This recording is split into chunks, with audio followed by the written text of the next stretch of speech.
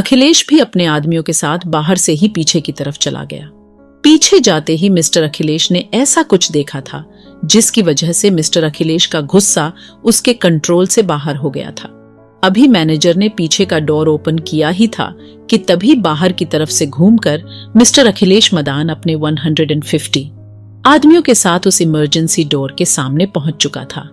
उसके पीछे पीछे कीर्ति और उसके फ्रेंड्स भी थे। कमिश्नर और रिसोर्ट के मालिक की तो हालत ही खराब हो रही थी।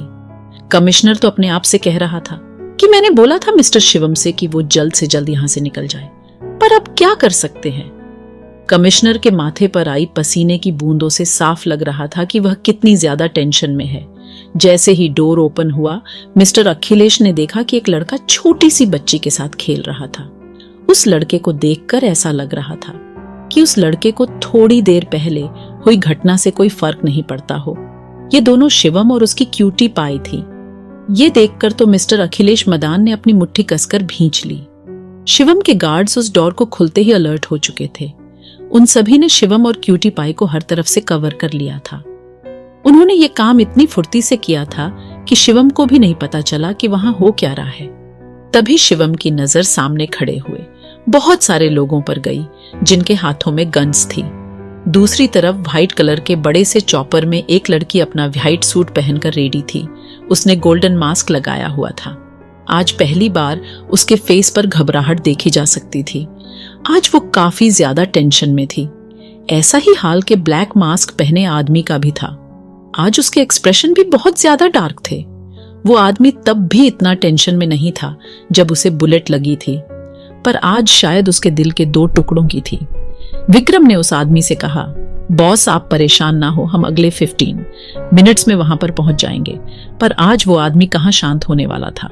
वो एक ब्लैक चॉपर में बैठा हुआ था जिस पर बड़े बड़े शब्दों में लिखा था RSR ग्रुप। वहीं अखिलेश ने अपने आदमियों से कहा, मुझे ये सेलिब्रिटी अपने घुटनों पर चाहिए। उसके आदमियों ने जल्दी से उन लोगों को चारों तरफ से घेर लिया।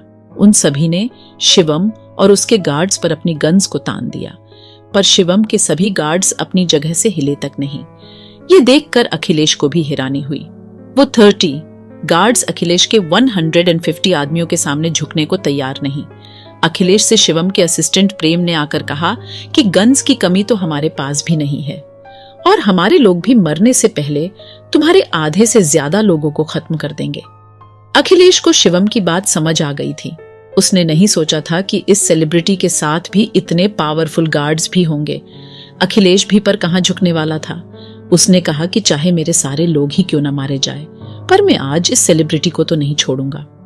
मिस्टर अखिलेश मदान भी आज अपनी बात पर अडिग था। कमिश्नर और उसकी टीम ये सीन देखकर घबरा रही थी। उसने समझदारी दिखाते हुए मिस्टर अखिलेश मदान से कहा कि सर इतना खून खराबा किस लिए? क्या कोई बीच का रास्ता नहीं निकाला जा सकता?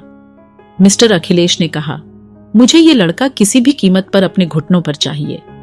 तभी अखिलेश की टीम का एक सनकी सा लड़का आगे आकर बोला कि बॉस, इन सभी के लिए आपको इतने लोगों को लाने की क्या जरूरत थी? इनके लिए तो मैं अकेला ही काफी हूं। उस लड़के को देखकर मिस्टर अखिलेश के चेहरे पर एक डेविल स्माइल आ जाती है। वो लड़का मिस्टर मदान का ट्रम्प कार्ड था। वो दिमाग से थोड़ा साइको था। उसको देखकर अखिलेश ने अपने सभी आदमियों को पीछे हटने के लिए कहा। उस साइको को देखकर गैंग के एक आदमी ने कहा कि बॉस ने इस साइको को भी बुला लिया। ये पागल अब जरूर कोई उटपटांग हरकत करेगा। मिस्टर अखिलेश का ऑर्डर सुनकर वो सभी पीछे हट गए थे। असिस्टेंट प्रेम और शिवम को भी कुछ समझ नहीं आया कि क्या हो रहा है। शिवम भी उस आदमी को आते देख रहा था।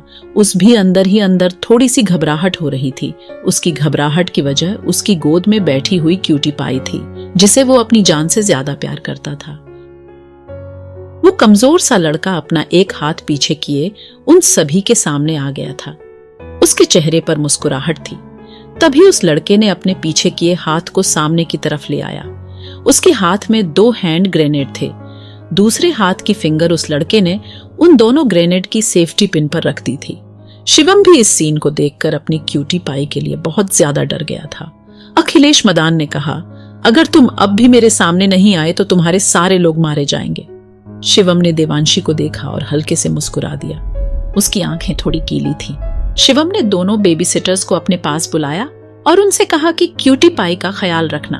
उसके बाद उसने देवांशी को उन दोनों में से एक की गोद में दे दिया और उससे बड़े प्यार से कहा, अब तुम्हें थोड़ी देर स्लीप करनी चाहिए, चाचू को थोड़ा काम है। वो शिवम की हर बात को बड़े प्यार से समझ जाती थी। उसके बाद शिवम उन गार्ड्स के बीच में से निकलकर आगे खड़ा हो गया। ये देखकर उस रिसेप्शनिस्ट का फेस भी ऐसा लग रहा था जैसे कि ये छोटी सी बात इस समय बहुत ज्यादा बड़ी बन गई है और उसे सुपरस्टार शिवम और उसकी प्रिंसेस के लिए बहुत बुरा लग रहा हो। शिवम को ऐसे देखकर उसके सभी गार्ड्स परेशान हो गए थे।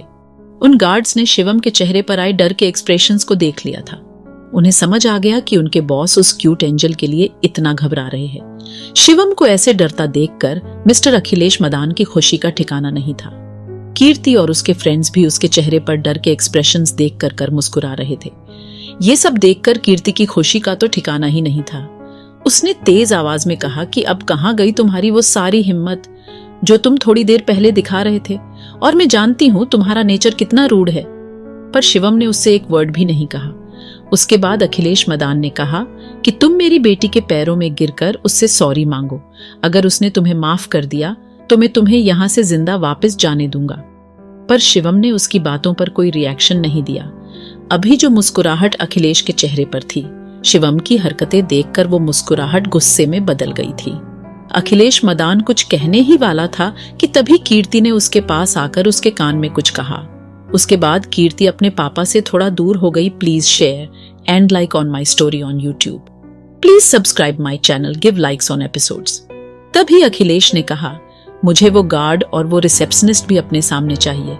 शिवम ने उस गार्ड को तो पहले ही हॉस्पिटल ड्रेसिंग के लिए भेज दिया था, पर रिसेप्शनिस्ट अपने बारे में सुनकर डर से कांप गई थी और वो धीरे धीरे अपने कांपते पैरों से आगे की तरफ आ गई थी।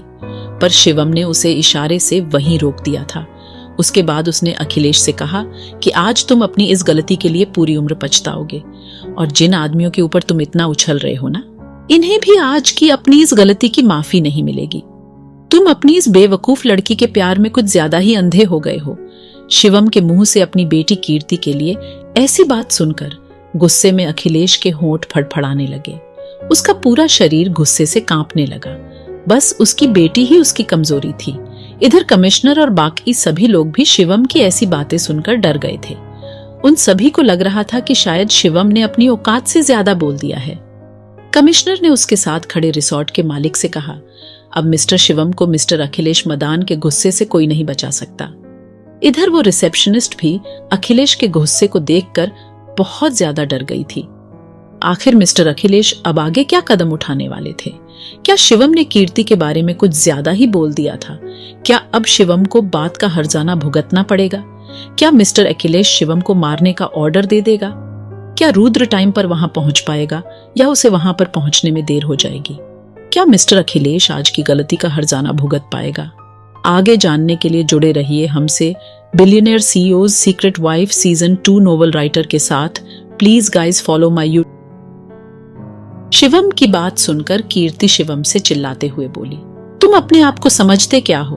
तुम्हारी औकात मेरी पैरों के नेल्स के बराबर भी नहीं है और तुम मेरे बारे में ऐसी बातें कर रहे हो। मिस कीर्ति मदान ने अखिलेश मदान से कहा, पापा देखो ये लड़का मेरे बारे में क्या बोले जा रहा है। अखिलेश मदान ने शिवम से कहा कि मेरी बेटी से माफी मांगना तो दूर और तुम उसे ही उल्टा सीधा बोल रहे हो। उसने अपने एक आदमी से कहा कि इसे शूट कर दो। किसी ने नहीं सोचा था कि मिस्टर अखिलेश मदान ऐसा फैसला भी ले सकता है। अखिलेश के ये वर्ड्स सुनकर सभी की आंखें हैरानी से फटी की फटी रह गईं। कीर्ति भी नहीं चाहती थी कि उसके पापा कोई ऐसा फैसला ले। शिवम के आदमी भी अखिलेश की ये बात सुनकर हैरान थे। कमिश्नर ने जल्दी से अखिलेश के आगे आकर कहा, सर ये आप गलत कर रहे हैं, आप ऐसे उन्हें नहीं मार सकते। सर आपको अभी अपना फैसला बदलना होगा। पर अखिलेश ने उल्टा कमिश्नर को धमकाते हुए कहा कि अगर तुम दोबारा इस मैटर के बीच में आए तो मैं भूल जाऊंगा कि तुम कौन हो। मिस्टर अखिलेश की बात सुनकर कमिश्नर खबर आ गया था और वह वापस पीछे हट गया था। अब उसे शिवम के लिए बहुत बुरा लग रहा था। शिवम भी कमिश्नर को अपने लिए परेशान होता साफ साफ देख पा रहा था। तभी मिस्टर अखिलेश का एक आदमी आगे आया और वो अपनी गन से शिवम को टारगेट करके रेडी हो गया। शिवम को बस इस बात का डर था कि पता नहीं ये लोग कहीं उसकी क्यूटी पाई को चोट ना पहुंचा दे। ये सीन देखकर प्रेम की आंखों में आंसू आ गए थे। वो शिवम के साइड में खड़ा था। उसने एक बार शिवम की तरफ देखा और फिर सामने वाले आदमी को अपनी नजरों से घूरने लगा। शिवम उसकी आंखों को देखकर समझ गया था कि वो क्या कहना चाहता है। प्रेम कहना चाहता था कि मेरे होते हुए कोई भी बुलेट आपको छू भी नहीं सकती। वो आदमी शिवम को शूट करने के लिए रेडी था।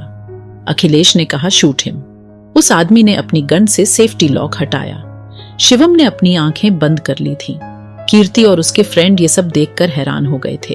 रिसेप्शनिस्ट और शिवम के आदमियों की आंखों में आंसू आ गए थे, पर वो कुछ नहीं कर सकते थे क्योंकि शिवम ने उनसे देवांशी का ध्यान रखने के लिए कहा था। वो आदमी शिवम को शूट करने ही वाला था। तभी वहां उन्हें चॉपर के आने की आवाज सुनाई दी, जो बहुत ही स्पीड में उनकी तरफ ही आ रहा था। सभी का ध्यान उसी चॉपर पर चला गया। कुछ सेकंड के लिए उस शूट करने वाले आदमी का ध्यान उस चॉपर पर चला गया था, लेकिन उसने सोचा कि ये चॉपर शायद उसके बॉस ने ही मंगाया होगा, इसलिए उसने उससे ध्यान हटाकर शिवम पर फोकस किया। पर उस चॉपर का डोर ओपन था और उसके डोर पर कोई खड़ा था जिसकी पैनी नजर नीचे की तरफ थी। उसकी नजर उस आदमी पर भी चली गई थी जो शिवम को शूट करने वाला था। जैसे ही चॉपर उन सभी के ऊपर आया, तब वो जमीन से 80 फीट ऊपर था। उसके पायलट ने दूर से ही आते हुए ही चॉपर और ग्राउंड लेवल के बीच का डिफरेंस कम कर लिया था, तो डोर पर खड़े शख्स ने 80 फीट ऊपर से ही जंप लगा दी। ये देखकर सब लोगों की आंखें फटी की फटी रह गईं। उस साइको लड़के ने सोचा कि ये उससे भी बड़ा साइको कौन आ गया था। अखिलेश और कमिश्नर सभी उस शख्स का ये स्टंट देखकर हैरान थे, पर शूट करने वाले लड़के का फोकस तो सिर्फ शिवम पर ही था। प्रेम एकदम से शिवम के आगे आ गया था। चॉपर वाला वो शख्स एक लड़की थी। उसने सीधा शिवम के सामने जंप लगाई थी और दूसरी तरफ से उस लड़के ने भी ट्रिगर दबा दिया था। वो बुलेट शिवम को लगने ही वाली थी। तभी उस लड़की ने अपनी तलवार से उस आती हुए बुलेट के 2 टुकड़े कर दिए थे। उस लड़की ने व्हाइट कलर का स्ट्रेचेबल सूट पहना हुआ था और उसके चेहरे पर गोल्डन मास्क था। आज उस लड़की की आंखों में आंसू थे। सभी लोग उस गोल्डन मास्क वाली लड़की को पहचान गए थे। मिस्टर अखिलेश मदान के शरीर में तो डर की एक सिहरन सी दौड़ गई। रिसोर्ट के मालिक ने कमिश्नर से कहा, ये लड़की इतनी ऊपर से कूदने पर भी जिंदा कैसे है? वो सभी अपनी सोच में ही थे कि तभी उस शूट करने वाले आदमी की गर्दन उसके धड़ से अलग होकर जमीन पर गिर गई। किसी ने भी उस पर अटैक होते हुए नहीं देखा था, पर किसी को समझ नहीं आया कि वो आदमी की गर्दन अलग हुई तो हुई कैसे। ये दृश्य देखकर अखिलेश के सभी आदमियों के चेहरे पीले पड़ गए थे। उन्हें उस सेलिब्रिटी की वो बात याद आ गई थी जब उसने थोड़ी देर पहले ही कहा था कि उन लोगों को अपनी आज की गलती के लिए माफी भी नहीं मिलेगी। ये बात याद आते ही उन सभी के माथे पर पसीने की बूंद साफ साफ दिखाई दे रही थी। आज दृष्टि शिवम को इस हाल में देखकर अपनी भावनाओं को काबू नहीं कर पाई, क्योंकि अगर वो 1 सेकंड भी लेट हो जाती तो आज पता नहीं वो अपने आप से कैसे नजरें मिला पाती। उसने जल्दी से शिवम को अपने गले से लगा लिया। शिवम उस लड़की को पहचान तो गया था। उसके मुंह से एक ही वर्ड निकला, मिस क्वीन आप यहाँ। अपना नाम सुनकर वो लड़की अपने होश में आई। वह शिवम से थोड़ी दूर हुई और उसने शिवम से कहा, तुम ठीक तो हो? शिवम ने कहा, जी मिस क्वीन। जब मिस क्वीन ने उसे अपने गले से लगाया था तो कुछ पल के लिए उसे ऐसे लगा जैसे उसकी दृष्टि भाभी ने उसे गले लगाया हो, पर उसने एक ही पल में ये ख्याल अपने दिमाग से निकाल दिया। शिवम को मिस क्वीन की आंखों में अपने लिए आंसू साफ साफ दिखाई दे रहे थे। उसे ये बात कुछ अटपटी तो जरूर लगी, पर उसे कुछ समझ नहीं आ रहा था। मिस क्वीन ने चारों ओर अपनी नजर घुमाना शुरू किया जैसे वो किसी को ढूंढ रही हो। तभी उसकी नजर एक छोटी सी सोती हुई बच्ची पर पड़ी। अब जाकर उसकी बेचैनी खत्म हुई थी। उसके बाद मिस क्वीन का चेहरा एक्सप्रेशनलेस हो गया था। जब वहां पर खड़े कमिश्नर और मिस्टर अखिलेश ने देखा कि मिस क्वीन ने शिवम को अपने गले से लगाया है, तो उन दोनों के नीचे से जमीन खिसक गई थी। उनके चेहरे पीले पड़ चुके थे और अब उन्हें शिवम की बातों का मतलब समझ आ रहा था। Please share and like on my story on YouTube. Please subscribe my channel, give likes on episodes. Give कि उसने क्यों कहा था कि तुम सभी लोगों को अपनी गलती के लिए पछताना पड़ेगा। उन सभी की हालत खराब हो गई थी। उन सभी को यह शौक बर्दाश्त नहीं हो रहा था कि तभी उन सभी को आसमान में उनकी तरफ और चॉपर आते हुए दिखाई देने लगे। इस बार आते हुए चॉपर व्हाइट और ब्लैक दोनों कलर के थे। एक ब्लैक कलर का चॉपर सीधा उन सभी के बीचों बीच उतरा। उसने वहां की बर्फ को भी उड़ाना शुरू कर दिया था। उस चॉपर के लैंड होते ही उसमें से ब्लैक मास्क पहने हुए एक आदमी निकला। उसे देखकर तो कमिश्नर और मिस्टर अखिलेश मदान का गला ही सूख गया था। उसने भी उतरकर सबसे पहले शिवम को देखा और उसे जाकर अपने गले से लगाया और उसने भी मिस क्वीन की तरह ही शिवम से सवाल किया, तुम कैसे हो? आर्य सर की आंखों में भी मिस क्वीन की तरह ही आंसू थे। उसे ऐसे लग रहा था जैसे वो किसी सीन का रिपीटेड वर्जन देख रहा हो। उसने आर्य सर से बहुत ही धीरे से कहा, भाई मैं ठीक हूं और क्यूटी पाई भी ठीक है। अगर मिस क्वीन टाइम पर नहीं आती तो शायद मैं आपके सामने सही सलामत नहीं होता। ये देख कि मिस्टर आर्य सर शिवम के लिए वहां पर आए हैं। मिस्टर अखिलेश मदान और कमिश्नर के पैरों ने कांपना शुरू कर दिया था। वहां पर चॉपर आते ही जा रहे थे। इतने सारे चॉपर देखकर कीर्ति और उसके फ्रेंड्स के चेहरे भी ऐसे हो गए थे जैसे उन्होंने वहां पर किसी भूत को देख लिया हो। वहां पर 20 से ज्यादा चॉपर्स ने लैंडिंग की थी। अब उस जगह पर RSR और मिस क्वीन के 200 से ज्यादा लोग इकट्ठे हो गए थे। वो सभी ऑटोमेटिक गन्स से लैस थे। मिस्टर अखिलेश मदान तो मन ही मन सोच रहा था कि आखिर ये छोटा सा सेलिब्रिटी दुनिया के 2 सबसे पावरफुल लोगों की गिनती में आने वाले लोगों को कैसे जानता है। पर ये सवाल वो आखिर पूछे भी तो किससे। RSR धीरे से चलकर मिस क्वीन के पास गया और उसे देखकर मुस्कुरा दिया। मिस क्वीन भी उसे देखकर मुस्कुरा रही थी। ऐसा लग रहा था जैसे मिस क्वीन और RSR दोनों आपस में आंखों के इशारे से बात कर रहे हो। उसके बाद दोनों धीरे धीरे चलकर मिस्टर अखिलेश के सामने पहुंच गए थे। आखिर RSR और मिस क्वीन अखिलेश के साथ क्या करने वाले थे और क्या मिस्टर अखिलेश और कमिश्नर को RSR और शिवम के रिलेशन के बारे में पता लग जाएगा? जब मिस्टर अखिलेश और कमिश्नर को शिवम की सच्चाई पता लगेगी तो उनका रिएक्शन कैसा होगा? क्या कीर्ति को अब भी अपनी गलती का एहसास हो पाएगा? आगे जानने के लिए जुड़े रहिए हमसे billionaire CEO secret wife season 2 novel writer के साथ। Please guys follow my YouTube channel Nitesh novel writer और give likes and comments on my story billionaire CEO secret wife season 2। Miss queen भी उसे देखकर मुस्कुरा रही थी। ऐसा लग रहा था जैसे मिस क्वीन और RSR दोनों आपस में आंखों के इशारे से बात कर रहे हो। उसके बाद दोनों धीरे धीरे चलकर मिस्टर अखिलेश के सामने पहुंच गए थे। ऐसा लग रहा था जैसे कि उन दोनों के सामने अखिलेश कभी भी अपनी पैंट गीली कर देगा। अब उसके मुंह से कोई शब्द नहीं निकल रहे थे। कमिश्नर और उसकी टीम भी कुछ दूरी पर खड़े हुए कांप रहे थे। भला इस दुनिया में अब मिस क्वीन और RSR को कौन नहीं जानता था। जितने भी देश के बड़े लोग थे वो सभी इन दोनों नामों से वाकिफ थे। उसके सामने खड़े होकर ही RSR ने असिस्टेंट प्रेम को इशारा करके वहां पर बुलाया और उसकी तरफ ऐसे देखा जैसे कि वो यहाँ पर हुई घटना के बारे में सब कुछ जानना चाहता हो। प्रेम ने RSR और मिस क्वीन को वहां पर हुई पूरी घटना को डिटेल में बता दिया था। अखिलेश ने भी उस घटना को डिटेल में सुना था। उसके बाद अखिलेश ने वहां पर आकर जो किया उसे भी डिटेल में बता दिया था। ये सब सुनकर RSR और मिस क्वीन की आंखों में गुस्सा साफ देखा जा सकता था। उन दोनों को समझ आ गया था कि शिवम गार्ड्स की प्रोटेक्शन में क्यों नहीं था। RSR ने गुस्से में उस सनकी लड़के को घूरा और उसकी तरफ बढ़ने लगा। RSR को अपनी तरफ आते हुए देखकर वो लड़का पागलपन में हंसने लगा, पर उसे क्या पता था उसके सामने अब उससे भी बड़ा साइको चलकर आ रहा है, जैसे कि कोई शेर शिकार के लिए उसकी तरफ बढ़ रहा हो। RSR उस लड़के के सामने पहुंच चुका था।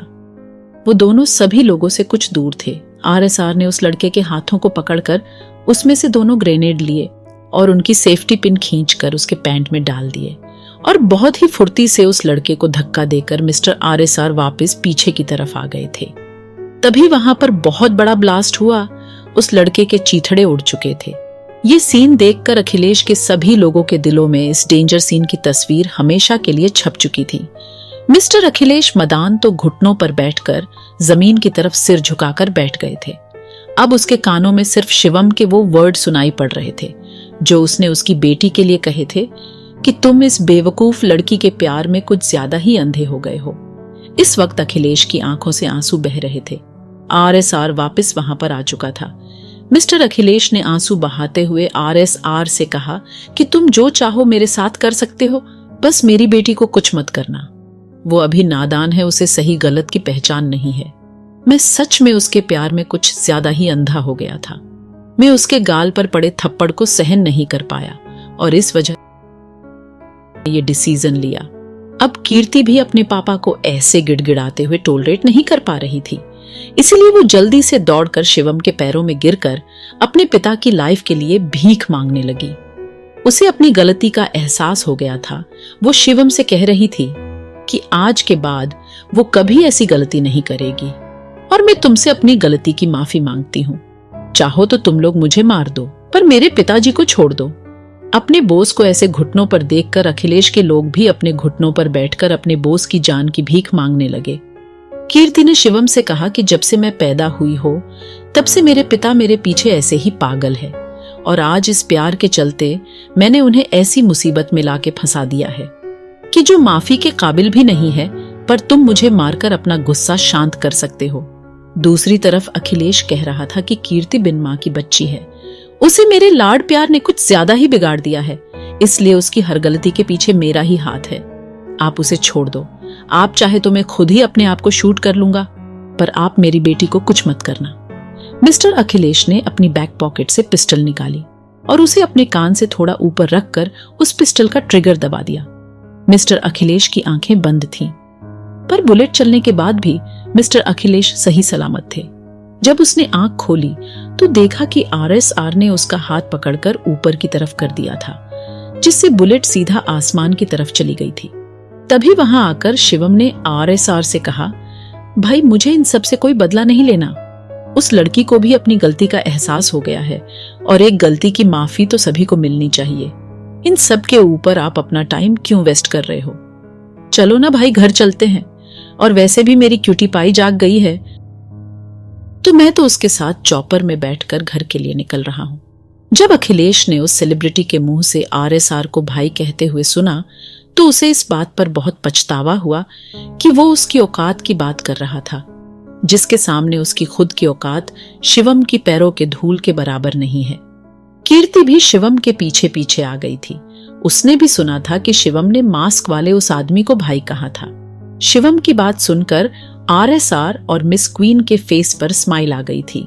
आरएसआर ने शिवम से कहा कि अब बच्चा बड़ा और समझदार हो गया है, अब तुम्हें अपने सही गलत की अच्छे से पहचान है। इसके बाद वो सभी मिस्टर अखिलेश से बिना कुछ कहे ही वहां से निकल गए थे। आरएसआर ने मिस्टर अखिलेश मदान को शिवम के कहने पर ही नहीं छोड़ा था, बल्कि उसकी एक और वजह थी, और वह वजह थी एक बाप के लिए अपनी बेटी का प्यार, जिसकी वैल्यू इस वक्त बहुत अच्छी तरह जानता था। क्योंकि अगर उसकी जगह पर खुद आरएसआर भी होता तो वह भी अपनी बेटी की ऐसी हालत देखकर पूरी दुनिया को आग लगा देता।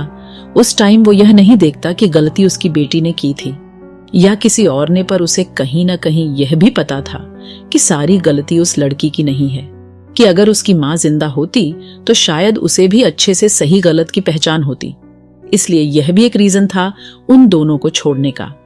और आरएसआर ये भी जानता था कि उसकी बेटी बड़ी होकर उसकी और दृष्टि के जैसी बनेगी, इसलिए वो भूल कर भी ऐसी बेवकूफों वाली हरकत नहीं करेगी, क्योंकि वह अभी से ही बहुत ज्यादा समझदार थी।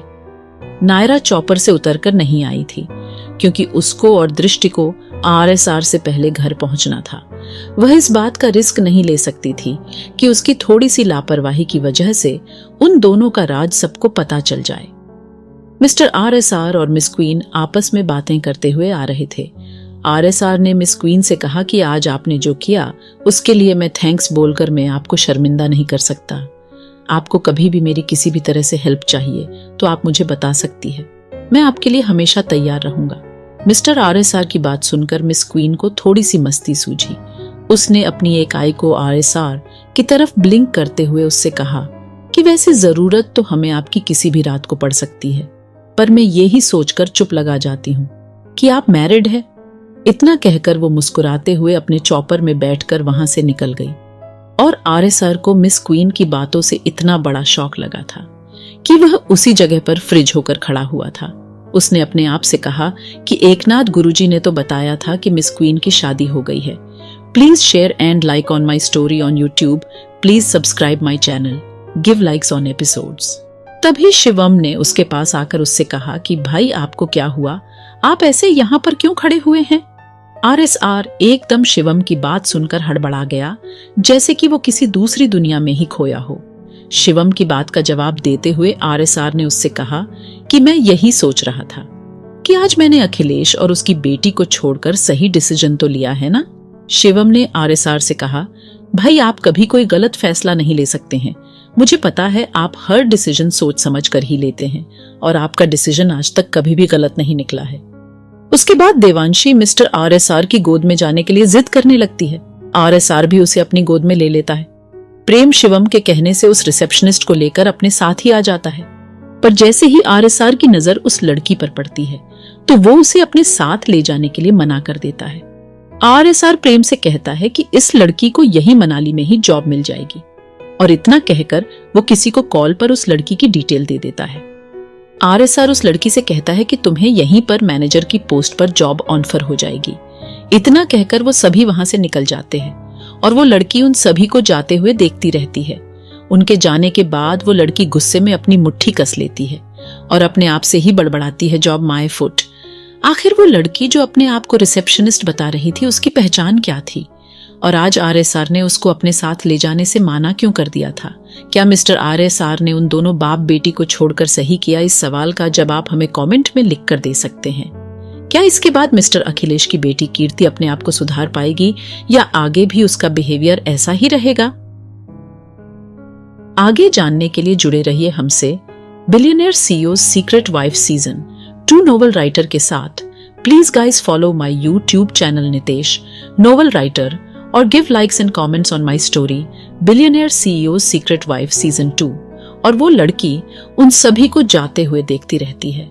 उनके जाने के बाद वो लड़की गुस्से में अपनी मुट्ठी कस लेती है और अपने आप से ही बड़बड़ाती है, जॉब माय फुट। चॉपर में आरएसआर ने प्रेम से कहा कि इस लड़की की सारी डिटेल मुझे चाहिए और तुम दोनों इससे गलती से भी कांटेक्ट में मत रहना और मुझे इस पूरी घटना की इन्वेस्टिगेशन चाहिए, वो भी डिटेल में। कीर्ति मदान और उस अखिलेश मदान से कल सुबह की मीटिंग फिक्स करो। कल वो दोनों मुझे आरएसआर ग्रुप में चाहिए। शिवम और प्रेम को कुछ समझ नहीं आ रहा था। शिवम ने कहा, भाई क्या कोई परेशानी है? आरएसआर ने शिवम से कहा, परेशानी तो है और कल मीटिंग में तुम दोनों भी शामिल रहोगे। आरएसआर की बात उनके सिर के ऊपर से जा रही थी, पर फिर भी वो हाँ में सिर हिलाने के अलावा कुछ नहीं कर सकते थे। उसके बाद आरएसआर ने कहा कि आज शाम को कुछ गेस्ट आ रहे हैं, तो इसलिए मैंने एक छोटी सी फैमिली पार्टी ऑर्गेनाइज की है, तो आज तुम दोनों को घर पर ही रहना है। शिवम ने कहा, भाई कौन आ रहा है? आरएसआर ने मुस्कुराते हुए कहा, वो तुम्हें पार्टी में ही पता चलेगा। दृष्टि ने कॉल करके रुद्र से शिवम और देवांशी के बारे में पूछा। उसने कहा कि ये दोनों बिल्कुल ठीक है और अगले 1 घंटे में हम घर पहुंच जाएंगे और आज कुछ स्पेशल गेस्ट आने वाले हैं, इसलिए विक्रम घर पर एक फैमिली गैदरिंग की तैयारी में लगा हुआ है, तुम भी उसकी हेल्प कर देना। इतना कहकर आरएसआर ने कॉल डिस्कनेक्ट कर दी। दृष्टि को जब पता लगा कि विक्रम घर पर ही है तो उसने जल्दी से एक प्लान रेडी किया कि विक्रम को क्या बताना है कि वो और नायरा कहां पर थी। 1 बजे तक की दृष्टि, नायरा और शिवानी तीनों आरएसआर मेंशन पहुंच गए थे। जब वो घर पहुंचे तो विक्रम हॉल में ही था। नायरा ने उससे मुस्कुराते हुए कहा, मुझे पता होता कि मेरी जान आज घर पर ही है तो मैं तो आज डॉक्टर राधिका से मिलने का प्लान कैंसिल ही कर देती। विक्रम ने भी मुस्कुराते हुए कहा, लगता है मुझे बॉस से कुछ दिन की छुट्टी ले लेनी चाहिए। नायरा ने कंफ्यूज होते हुए कहा कि वो क्यों? अरे तुम्हारी बातों से मुझे लगता है कि रात तुम्हारे लिए काफी नहीं है।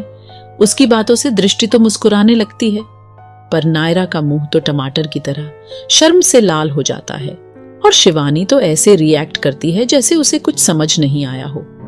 दृष्टि भी विक्रम का साथ देते हुए कहती है, वैसे विक्रम तुम्हारी छुट्टी अप्रूव कराने में तुम्हारी हेल्प में कर दूंगी। इतना कहकर दोनों खिलखिलाकर हंस पड़े। नायरा से तो कुछ बोला ही नहीं जा रहा था। उसने कहा, दृष्टि की बच्ची रुक, तुझे तो मैं बताती हूं। पर दृष्टि तो वहां से भाग गई थी और नायरा भी उसके पीछे भाग रही थी। अभी रेखा जी हॉल में आई ही थी कि तभी दृष्टि उनके पीछे जाकर खड़ी हो गई और दृष्टि ने कहा, मॉम देखो ना, ये नायरा मुझे मार रही है। नायरा ने कहा, मोम आप इसकी बातों में मत आना। रेखा जी ने कहा, बेटा तुम मुझे बताओ इसने क्या किया, फिर मैं इसे बताती हूँ। इस बात को सुनकर दृष्टि और दूर खड़ा विक्रम दोनों बहुत जोर से हंस पड़े।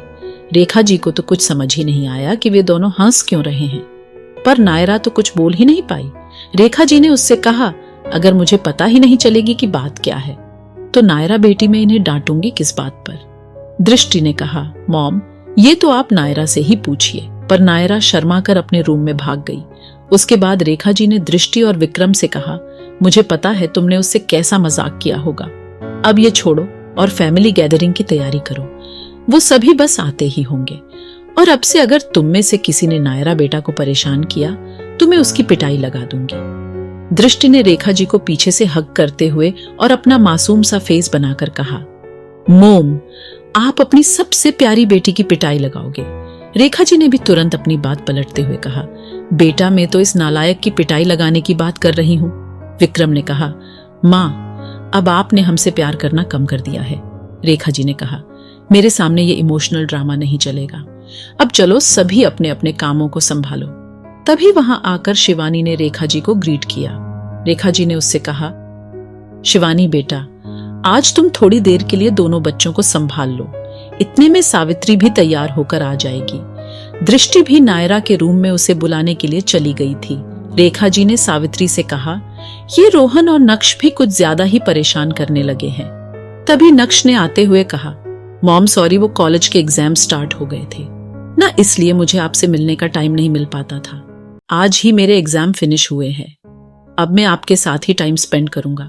और मैंने सुना आज तो दादाजी भी आ रहे हैं। हाँ बेटा, आज दादाजी भी आ रहे हैं। और तुम्हारे एग्जाम कैसे हुए? नक्श ने कहा, मॉम एग्जाम अच्छे से गए हैं। रेखा जी ने कहा, अच्छी बात है, तुम शिवानी के साथ बच्चों को खिलाओ, इतने में भी रेडी हो जाती हूँ। उसके बाद नक्श भी वहां शिवानी के साथ बच्चों को खिलाने लगा। उसने कहा, शिवानी दीदी आप काम क्या करती है? शिवानी ने कहा, मैं ऐसे ही कुछ भी छोटे मोटे काम कर लेती हूँ, जो भी मिलता है उसी से मेरी इतनी अर्निंग हो जाती है कि मैं आराम से सरवाइव कर सकूं। नक्श ने तो उसकी सभी बातों पर एक सेकंड में ही विश्वास कर लिया। तभी पीछे से शिवम ने आते हुए कहा कि कौन छोटे मोटे काम करता है सरवाइव करने के लिए? शिवानी ने नक्श से मुंह बनाते हुए कहा, आ गया खड़ूस। ये बात शिवम ने भी सुन ली थी। उसके चेहरे पर मुस्कान आ गई थी। रुद्र और प्रेम भी शिवम के पीछे थे। देवांशी रुद्र की गोद में सोई हुई थी। रुद्र भी शिवानी की बात सुनकर मुस्कुरा रहा था, पर प्रेम के तो ये वर्ड सुनकर तोते उड़ गए थे कि कोई लड़की उनके मुंह पर ही उन्हें खड़ूस बोल सकती है। और उससे भी हैरानी की बात यह है कि उनके बॉस इस बात पर मुस्कुरा भी रहे हैं। अगर आपको ये स्टोरी पसंद आई हो तो please share like on my story on YouTube. Please subscribe my channel, give likes on episodes. Shivam को देखकर शिवानी के एक्सप्रेशन चेंज हो जाते थे। रुद्र उनको छोड़कर अपने कमरे की तरफ निकल गया था। देवांश और शौर्य दोनों शिवानी की गोद में ही सो गए थे। शिवम ने शिवानी की हेल्प करने के लिए उसके हाथों में से देवांश को बड़े प्यार से उठाया। उसे उठाते हुए शिवम का हाथ शिवानी की बाह पर टच हो गया था, जिससे उसे कुछ अलग ही एहसास हुआ। शिवानी की पूरी बॉडी में भी उसके हाथ के टच से एक करंट सा दौड़ गया। उसका गला सूख गया। शिवम ने देवांश को उठाकर वही बेड पर लिटा दिया। शिवानी ने अपनी नजरें झुका ली थी। उसकी हिम्मत नहीं हो रही थी कि वो शिवम से नजरें मिला पाए। शिवम ने नक्श से कहा कि नक्श में तुमको कहां से खड़ूस लगता हूं? नक्श ने हंसते हुए कहा, वो तो भाई आपको शिवानी दीदी ही बता सकती है। इतना कहकर वो वहां से निकल गया था। प्रेम और विक्रम खाने का अरेंजमेंट देखने चले गए थे। अब शिवानी और शिवम दोनों वहां पर अकेले थे। शिवम ने कहा, तो बताइए मिस, आपको मैं कैसे खड़ूस लगता हूं? पर शिवानी ने उससे कुछ नहीं कहा। शिवम ने मुस्कुराते हुए शिवानी से कहा, अभी तो बड़े जोश में मुझसे खड़ूस कह रही थी, अब क्या हुआ? शिवानी ने हकलाते हुए कहा, मैं तुमसे डरती नहीं हूं। अच्छा जी, तो मैंने कब कहा आप मुझसे डरती है? वैसे तुम नर्वस होते हुए भी काफी ब्यूटीफुल लगती हो, और गुस्से में जब तुम्हारी ये छोटी सी नाक लाल हो जाती है तब तुम कुछ ज्यादा ही क्यूट लगती हो। वैसे तुम्हारा मेरे बारे में क्या ख्याल है? इतना कहकर शिवम वहां से उठ गया। उठते हुए उसने बड़े प्यार से शिवानी के एक गाल को बड़े प्यार से खींचा और वहां से इनोसेंट गर्ल ये कहता हुआ निकल गया। शिवानी को समझ ही नहीं आया कि अभी इस खड़ूस ने उससे क्या कहा और अभी वो क्या हरकत करके वहां से निकल गया। कोई और भी था जिसका ध्यान उन दोनों पर ही था। क्या शिवम शिवानी से प्यार करता है? और क्या अभी उसने अपने प्यार का कॉन्फेशन शिवानी से किया था? और क्या शिवानी भी उससे प्यार करती है? आखिर शिवानी का जवाब उसके लिए क्या होगा? और कौन था जो उन दोनों को बड़े ध्यान से देख रहा था? और आज कौन सा स्पेशल गेस्ट वहां पर आने वाला था? आगे जानने के लिए जुड़े रहिए हमसे billionaire CEO secret wife season 2 novel writer के साथ। Please guys follow my YouTube channel novel writer 1 और give likes and comments on my story billionaire CEO secret wife season -2। Shivani को समझ ही नहीं आया कि अभी उस खड़ूस ने उससे क्या कहा और अभी वो क्या हरकत करके वहां से निकल गया। कोई और भी था जिसका ध्यान उन दोनों पर ही था। वो कोई और नहीं बल्कि RSR ही था। उसके चेहरे पर स्माइल थी। वो विक्रम से गेस्ट्स के वेलकम की तैयारी करने की कहने आया था तो उसने शिवम को शिवानी से फ्लर्ट करते हुए देख लिया था। शिवानी कुछ देर बाद अपने होश में आ गई थी। उसने अपने आप से ही कहा, आखिर ये खड़ूस कहना क्या चाहता था और उसने जाते हुए क्या कहा, इनोसेंट गर्ल। अगली बार सामने आकर उसने मेरे साथ अगर ऐसा कुछ दोबारा किया तो मैं उसका मुंह नोच लूंगी। कुछ देर बाद फैमिली के सभी लोग आ गए थे। बच्चे भी सोकर उठ गए थे। नैन्सी और अक्षिता दोनों तो आते ही बच्चों के पास दौड़ पड़ी। जगमोहन और जानकी भी वहां पर आ गए थे। देव का एडमिशन भी RSR ने नक्श के साथ ही आदित्य के कॉलेज में ही करवा दिया था। नक्श के फर्स्ट ईयर के एग्जाम खत्म हो गए थे और देव का अभी फर्स्ट ईयर में ही एडमिशन हुआ था। देव ने BCom में एडमिशन लिया था। उसका इंटरेस्ट बिजनेस में कुछ ज्यादा ही था। सभी लोग वहां पर आ चुके थे। देव वहां पर थोड़ा हिचकिचा रहा था। नक्श उसकी परेशानी को समझ गया था, इसलिए उसने कुछ देर तक देव से बातें करके उसे कंफर्ट किया। कुछ देर में देव पूरी फैमिली का उसके प्रति बिहेवियर देखकर नॉर्मल हो गया था। प्रताप सिंह रायजादा भी आ गए थे। RSR ने उनसे कहा, अब आपकी काम करने की उम्र नहीं है। अब कल से उस कंपनी को विक्रम हैंडल कर लेगा। अब आप यहां से कहीं नहीं जाएंगे। दादाजी ने भी उसके हमें हाँ मिला दी। दादाजी के आते ही नक्श उनके गले लग गया और नाराज होते हुए कहा, दादाजी आप तो मुझे भूल ही गए हैं। दादाजी ने कहा, अरे नहीं बेटा, तुझे मैं कैसे भूल सकता हूँ। अब मैं यहीं पर तुम्हारे साथ रहूंगा। मैं कल से कहीं नहीं जाऊंगा। अब तो तुम खुश हो। उसके बाद दादाजी अपने दोस्त हंसराज और हरीश मित्तल से मिलने चले गए। हर्ष और हर्षिता तो तीनों बच्चों को खिलाने में ही पागल हो गए थे। आज रोहन 8 हफ्ते बाद घर आया था। रेखा जी ने उसकी क्लास लगा दी थी और नक्श इस बात पर खिलखिलाकर हंस रहा था। शिवम को रोहन बहुत पसंद था। उसकी बनाई स्पोर्ट्स कार को शिवम ही यूज करता था और वो इस कार के पीछे पागल था। वो अपनी इस कार से 2 दिन बाद अपने कुछ सेलिब्रिटी दोस्तों के साथ होने वाले सेलिब्रिटी रेसिंग कंपटीशन में भी पार्टिसिपेट करने वाला था। इस बारे में उसे रोहन से बहुत सारी टिप्स भी लेनी थी। अब सभी को उन स्पेशल गेस्ट का इंतजार था जिसके लिए सभी को वहां पर बुलाया गया था। कुछ ही देर बाद मेंशन के मेन डोर के बाहर 3 लग्जरी कार्स आकर रुकी। रुद्र ने तीनों दादाजी से उन्हें वेलकम करने के लिए कहा। वो सभी रुद्र की बात मानकर मेन डोर पर पहुंच गए थे।